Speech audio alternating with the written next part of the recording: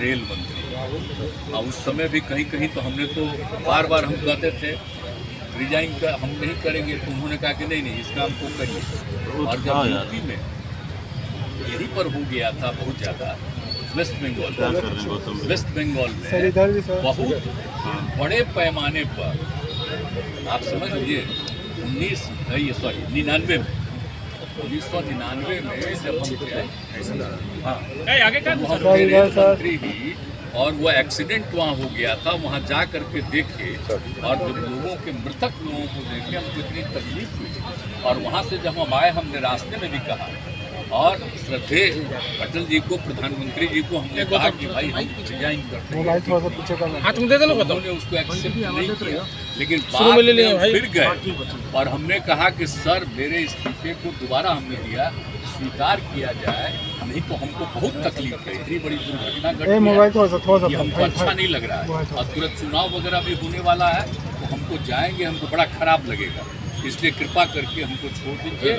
तो वो फिर हमको स्वीकार कर दिए और हमने वो रिजाइन किया। बाद में तो और भी हुआ, फिर इसके बाद में जब हमको फिर किए तो हमने उसी समय रेलवे के लिए ये तय किया कि सर अगर हमको दोबारा बना रहे हैं, बाद में हम आए उसके 1.5 महीना के बाद, 1.5 साल के बाद, तो जो तय किया गया कि जो चीज़ सब रेलवे के बारे में जो हुआ उसको स्वीकार किया गया और वही काम जो प्रारंभ हुआ उसके चलते रेलवे की स्थिति बेहतर हुई। और उसके बाद फिर नई सरकार भी आई तो उन लोगों ने भी इस काम को किया तो हुआ है। लेकिन अब ये कैसे एक्सीडेंट हो गया है इसको तो देखना चाहिए ना। और पहले आप जानते हैं रेल का जो डिपार्टमेंट है सारे लोग आपको नहीं मालूम है, पूरे लोकसभा में और राज्यसभा में सबसे ज़्यादा लोग उसी के बारे में कहते थे। और जब हमको फिर मंत्री बने तो हमने सारे लोगों को, जितने एमपी और इसके होते थे लोकसभा राज्यसभा, सब की बात सुनते थे और उनके इलाके में 6 महीने में एक काम जरूर करवाते थे। तो इसलिए सब लोग होता था, सब लोगों की बात थी। और अब बाद में सोच लीजिए उसका जब बजट पेश होता था, सबसे पहले तो इतना ज़्यादा आकर्षित, आप जानते हैं हम रेल मंत्री थे, पूरी रात चलती रहती थी हवा, 7 बजे सुबह जाकर के बंद होता था और अगले दिन का समझ लीजिए हम लोग करते रहते हैं। लेकिन अब नई सरकार आई है उसने बजट को ही खत्म कर दिया। तो इन लोगों को कोई सेंस है जी? आज जो है प्रधानमंत्री, उनको सोचना चाहिए ना कि उनके राज्य में कितना विकास के लिए गए, कितना काम किया, इन सब चीज़ों को तो यादें नहीं रखेंगे।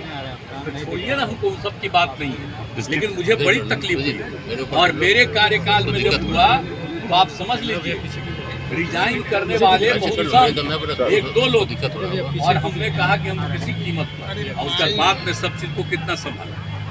अब अभी हो रहा है, अच्छा नहीं लग रहा। पुल गिरने पर डिप्टी सीएम को इस्तीफा देना चाहिए, हमको उस पर दुख प्रकट किया, हमने तो कुछ नहीं कहा। लेकिन अब आज आप पूछ रहे थे आपसे तो, यानी रेलवे का जो होता था, अगर इसी को फिर जगह हर बार सदन में बातचीत होती तो जितने लोग सदस्य थे, नीचे करना भाई, जो नीचे कर लो भाई, हाथ में दे दो ना उनके।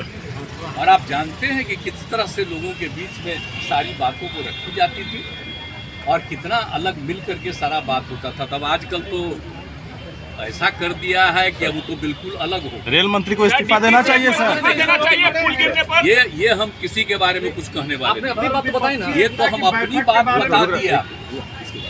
हमको तो आदरणीय प्रधानमंत्री जी चाह रहे थे कि नहीं, लेकिन फिर भी जब हमने कहा तो जब हम उनको एकदम एक बार रिजेक्ट कर दिए, दोबारा जब हम जा करके हाथ जोड़ करके हम चरण स्पर्श करते हुए कहते रहे कि हमको छोड़ दिया जाए, बहुत गंदा हुआ, अंत में स्वीकार किया।